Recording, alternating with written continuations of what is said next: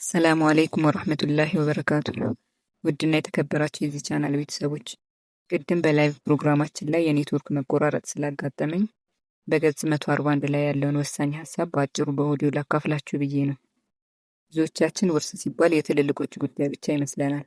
ነገር ግን ከእስልምና በፊት በነበሩት ባህላዊ ስርዓቶች በጃሂልያ ዘመን ውርስ የሚሰጠው ፈረስ ለወጥቶ ለሚዋጋና ማርኮ ለሚያመጣ ወንድ ብቻ ነበር።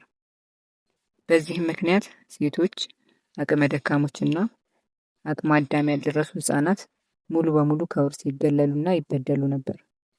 ነገር ግን መለኮታዊ ሸሪዓ ህግ ሲመጣ ይህንን ግፍ ሙሉ በሙሉ በመሻር እድሜና ጾታ ሳይለይ ለእያንዳንዱ ወንድ፣ ሴት፣ እናት፣ ሚስት እንዲሁም ገና አቅመ አዳም ያልደረሱ ህጻናት፣ የቲሞች ሳይቀሩ የውርስ ድርሻቸው በይፋና በፍትሐዊነት እንዲቀመጥ አድርጓል።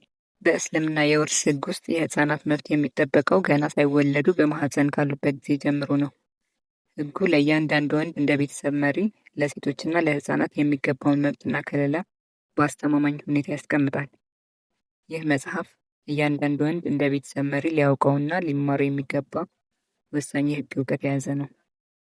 ይህንን ጥልቅ እውቀት እንዲሁም በትዳር በፍቺና በውርስ ወቅት ያሉትን ሰፊ የህግ ከለላዎችን የዳሰስኩበት ሙሉን ጥናታዊ መጽሐፌን በፒዲኤፍ ስሪት በ500 ብር ብቻ አሁኑኑ ገዝታችሁ ማንበብ ትችላላችሁ። ክፍያ የምትፈጽሙባቸው የባንክ አካውንቶች ከላይ በቻናሉ ፒን ተደርገው ተቀምጠዋል። ክፍያ እንደፈጸማችሁ የደረሰኝ ስክሪንሾት በውስጥ መስመር @ህክመቱላህ በድረዲ ላይ ብትልኩልኝ የመጽሐፉ መክፈቻ ሊንክ ወዲያውኑ ይደርሳችኋል። ስለነበረን ቆይታ ከልብ አመሰግናለሁ። አሰላሙ አለይኩም ወራህመቱላሂ